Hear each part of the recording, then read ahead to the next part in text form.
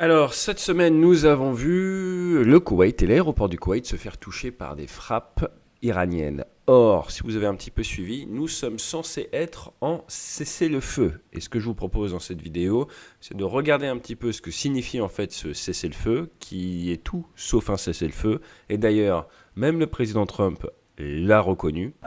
Pretty much the way it is. It's a different part of the world. You know, I'd say in that part of the world, ceasefires when you're shooting in a more moderate manner.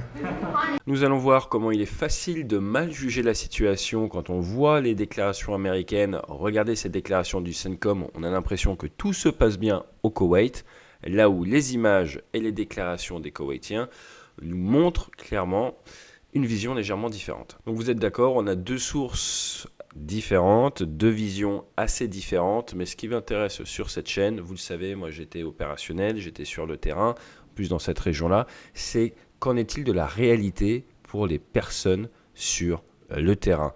Et normalement, un cessez-le-feu, c'est censé être quelque chose qui se détend un petit peu, où le risque redescend. Or, on va vite se rendre compte que la posture à l'heure actuelle dans le Golfe est complètement défensive, par moments même offensive. Regardez, tout début juin, les Américains ont ouvert le feu sur ce bateau. Et vraiment qu'en fait, ce que l'on voit dans cette région du Golfe actuellement, c'est vraiment un prolongement de la guerre par d'autres moyens. Allez, on reparle de Clausewitz un petit peu plus tard dans la vidéo également. Mais juste avant le plan, on va faire simple. Dans un premier temps, on va revenir sur ce terme de cessez-le-feu.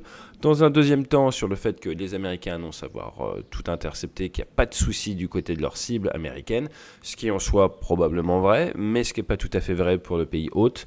Et en 3, voir si c'est effectivement que les États-Unis contre l'Iran, que les États-Unis, Israël contre l'Iran, ou si ces derniers temps, on n'a pas découvert d'autres protagonistes, comme par exemple les Émiratis, ou encore l'Arabie Saoudite, qui aurait fait des frappes contre l'Iran. On fera un petit détour également par l'aviation civile, car il y a un impact, vous vous doutez bien, en période de cessez-le-feu, à se faire bombarder son principal aéroport du pays. Jingle.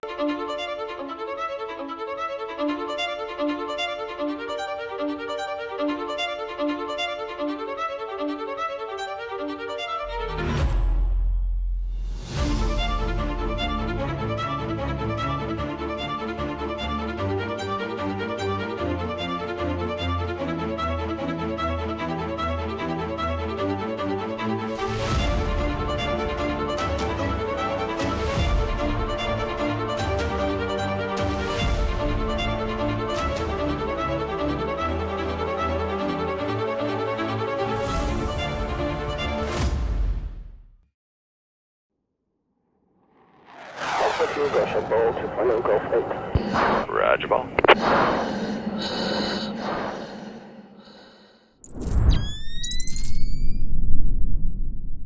Alors depuis le 8 avril, on a officiellement un cessez-le-feu. Combien de temps est-ce qu'il a tenu? Eh bien pour être honnête, quelques heures. Quelques heures seulement, parce que le jour même, vous aviez des drones et des missiles qui tombaient déjà sur le Koweït, également sur Bahreïn et sur les Émirats. Et accrochez-vous bien, en fait ça ne s'est pas vraiment arrêté.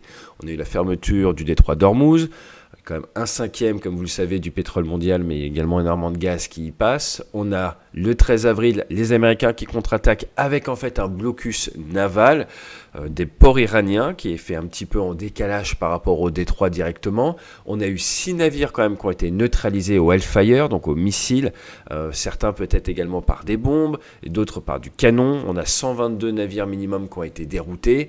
Du côté iranien, il y a eu des salves de drones, des salves de missiles balistiques. Et ils ont ciblé le Koweït, le Bahreïn, ils ont ciblé également les Émirats et ils n'ont pas fait que cibler des zones militaires américaines, mais comme on l'a vu, également des zones civiles. Côté américain, on a vu des frappes du côté de Goruk, on a vu des frappes qui sont en fait des bombardements du côté de Keshm. On a eu également un drone militaire américain qui a été abattu. Et vous avez en fait, je presque envie de dire, une sorte de ping-pong des deux côtés avec en tableau de fond des négociations sur lesquelles on ne sait, il faut être franc, pas grand-chose de crédible ou de sérieux. Pour vous donner un petit ordre de grandeur, d'après l'armée du Koweït, ils ont intercepté depuis février 370 missiles balistiques et 860 drones. Ça, c'est ce qu'ils ont intercepté. Comme on a vu sur les images, il y a des choses qui passent également. Et ce qui est intéressant, c'est que plus personne ne se cache de ces ouvertures du feu. Les deux camps s'accusent. Dès que c'est Téhéran qui ouvre le feu, Les Américains disent que c'est une violation du cessez-le-feu. Dès que c'est les Américains qui ouvrent le feu, Téhéran parle d'acte d'agression. Comme je vous l'ai mis en introduction, on a quand même cette sortie assez incroyable début juin de Trump qui nous dit que dans cette partie du monde, un cessez-le-feu, c'est quand on tire de façon plus modérée. Pretty much the way it is. It's a different part of the world. You know, I'd say in that part of the world, ceasefire is when you're shooting in a more moderate manner. En tant que militaire sur le terrain, la seule chose qui vous importe, c'est est-ce qu'il y a une campagne active, oui ou non. Quel est le degré de chance qu'il y ait de l'ouverture du feu. Et clairement, vous pouvez voir si vous êtes sur zone, que vous n'êtes pas en temps de paix, tout va bien. On est dans une zone où vous êtes obligé d'avoir une posture quasi similaire au temps de guerre. Et comme on va le voir, ça a un coût. Alors le 3 juin, à 3h26, vous avez le CENTCOM qui dit que la vague de drones iraniens n'ont pas réussi à toucher les positions américaines, pas réussi à toucher leur cible. Alors ce tweet a assez mal vieilli. Il a assez mal vieilli parce que l'US Central Command s'est assuré qu'aucun personnel ou atout américain n'ait été abîmé, n'ait été touché. Alors en fait, pour eux, on peut presque voir ça comme ils ont fait le job, tout a été intercepté et ils tweetent sur le sujet. Clairement, on voit sur ces images que le Terminal 1, il a pris extrêmement cher. Mais effectivement, c'est pas américain. Donc en soi, c'est pas du tout un mensonge de la part des Américains, c'est juste leur réalité sur leurs objectifs précis. Et c'est là où il faut faire très attention quand vous voyez passer de la communication sur les sujets. La déclaration du CENTCOM est probablement vraie, mais ça ne veut pas dire qu'il n'y a pas un énorme impact pour le pays hôte. De leur côté, les Iraniens ont annoncé qu'ils avaient visé le QG de la 5e flotte. Et les Américains ont dit que c'était faux. On ne peut pas vérifier à l'heure actuelle. On saura probablement dans les prochaines semaines ou les prochains mois, sauf si les réparations ont lieu très vite.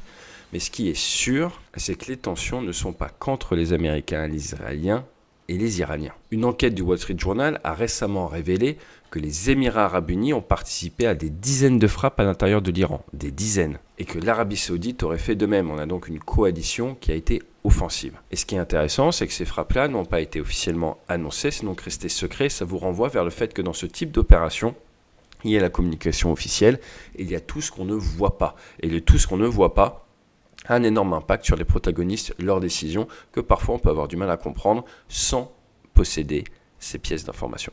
Alors maintenant, ce qui est quand même intéressant, c'est que vous voyez clairement qu'avec ce cessez-le-feu, on a des frappes de tous les côtés et qu'en soi, il semblerait que personne ne s'en offusque réellement. C'est une sorte de flot continu, tout le monde a accepté le fait que ça tire un petit peu en ping-pong d'un côté comme de l'autre. Et là, c'est là où vous le savez, sur cette chaîne, j'aime bien parler de normalisation de la déviance, intellectualisée par Diane Vaughan, une sociologue, en 1986 avec le crash de Challenger. Donc ce qu'il faut bien comprendre, c'est qu'à chaque fois en fait qu'on s'éloigne un petit peu du réel sans que personne ne sanctionne, sans que personne n'intellectualise, sans que personne ne cherche à réaligner, eh bien ça devient gentiment la nouvelle norme.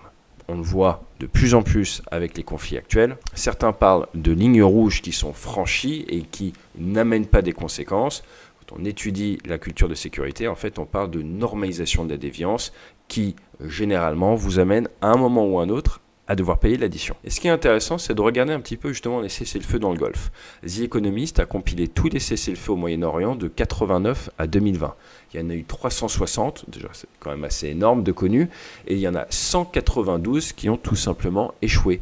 Plus de 50% ne fonctionnent pas. Et quand on regarde ce qui implique Israël, il y a moins de 30% qui tiennent jusqu'au bout. Alors on peut le dire d'une certaine manière, un cessez-le-feu qui ne fonctionne pas dans cette région du Golfe, en fait ça a l'air d'être la norme. Maintenant quand on regarde en sortant un petit peu de la zone, vous avez la Corée, je vous rappelle qu'ils sont en cessez-le-feu depuis 1953 entre la Corée du Nord et la Corée du Sud, il n'y a jamais eu de traité de paix, donc ça existe. D'ailleurs les troupes américaines en Corée du Sud, ça fait 70 ans qu'il n'y a pas de cessez-le-feu. Et de temps en temps, il y a des ouvertures du feu. Donc ce qui est intéressant de bien comprendre, eh bien, c'est qu'un jour, cette normalisation de la déviance, elle vous rattrape. Alors maintenant, on va se mettre à la place de ceux qui sont sur zone. Pour la plupart des personnes, un cessez-le-feu, ça veut dire en fait que ça ne tire plus. Or, normalement, tu es censé pouvoir relâcher, tu es censé pouvoir repasser en alerte allégée, tu vas souffler, tu vas reconstituer tes stocks. Et là, clairement, on voit que ce n'est pas le cas. Or, ça peut durer de manière indéfinie. Et le problème, c'est ça. C'est qu'en fait, ça a un impact, oui, sur les militaires de la zone, mais également sur l'économie. C'est pas pour rien que c'est un aéroport qui a été visé. Et en fait, on se rend compte que c'est une posture qu'on peut presque qualifier de guerre permanente et que c'est la posture la plus chère qui existe, car vous avez besoin de maintenir vos troupes, votre matériel en alerte et en plus de faire régulièrement des interceptions. Donc ce qu'on peut voir comme une victoire dans la part des annonces américaines qui est regardez, aucune de des cibles n'a été touchée, est en fait possible que grâce à un coup de posture défensive qui est extrêmement fort. Et dans cette posture défensive, comme on l'a déjà dit, comme c'est beaucoup analysé, il y a une énorme asymétrie en termes de guerre économique qui fait que la posture défensive, on le dit depuis des années, est beaucoup plus expansive, coûte beaucoup plus cher en fait que la posture agressive de nos jours. Tant que la menace peut vous frapper n'importe quand, vous ne pouvez pas désarmer, vous êtes obligé de fatiguer vos hommes et vos femmes et vos systèmes de défense. Ça a un autre impact direct, c'est que souvent ça vous empêche de pouvoir continuer à vous entraîner. Et cette posture défensive permanente, des fois, a un impact sur votre capacité d'entraînement. Vous allez perdre un petit peu dans certains domaines, dans certaines de vos missions, parce que vous passez votre temps à être d'alerte, à être dans posture défensive. Maintenant, d'un point de vue beaucoup plus pratico-pratique, regardez Bahreïn, ils avaient dû fermer leur espace aérien. Les vols sur le Koweït et sur Bahreïn, sur Dubaï ont été suspendus, déroutés. On a l'EASA, l'agence européenne de sécurité aérienne, qui recommande à ses compagnies d'éviter la zone. Je vous rappelle quand même que le Golfe, ça servait de connecteur entre l'Europe, l'Asie et l'Afrique, que Dubaï, que Doha, leur économie, c'est ça, c'est la connectivité justement entre les continents. Et que si la menace est militaire, la facture, elle va vite devenir économique pour les alliés américains du Golfe. Et c'est là qui est intéressant, c'est à qui est-ce que cela profite. Et clairement, quand on regarde comme ça, à l'heure actuelle, ceux à qui ça profite, c'est aux Iraniens. Ils continuent à faire peser la pression sur leurs voisins du Golfe sans pour autant subir des bombardements quotidiens comme pendant la campagne aérienne américaine et israélienne. On parle en France pour la dissuasion nucléaire de l'ambiguïté stratégique. Là, il crée une sorte d'ambiguïté où on ne sait jamais quand on est les voisins à quel moment on peut être attaqué. Et cette ambiguïté, elle a un coût extrêmement cher pour les défenseurs. Elle a un coût très faible pour les attaquants. Désormais, l'Iran, on peut le dire, grâce à l'asymétrie de technologie et de coûts de moyens. Alors la grande question, c'est vous de votre côté, est-ce que vous seriez prêt à prendre un vol qui a une connexion au milieu du Golfe ou pas? Et en vous posant cette question, vous comprendrez justement l'ambiguïté à l'heure actuelle qui pèse sur la région et l'impact bien au-delà du mot guerre ou campagne active. Le dernier point, et comme vous le savez, j'aime bien parler du côté humain. Pour les personnels dans les armées, le fait d'être en tension comme ça permanente va forcément jouer sur la volonté des gens à rester dans les forces armées ou à s'engager d'un côté comme de l'autre, mais généralement la posture défensive, la posture d'attente est extrêmement fatigante. Je vous dis à très vite sur la chaîne. Prochaine vidéo, ça va être un peu plus dynamique, ça sera sur l'accident de la patrouille de France. Rappelez-vous ces images, alors n'hésitez pas à vous abonner, à partager. Elle est partie au montage, Valentin s'occupe de ça et elle va revenir dans les prochains jours cette vidéo. Donc on sait enfin pourquoi il y a eu cet accident. Heureusement il n'y avait pas eu mort d'homme. On vous débriefe tout ça très vite sur la chaîne. Alors n'hésitez pas à vous abonner, à partager et fly safe.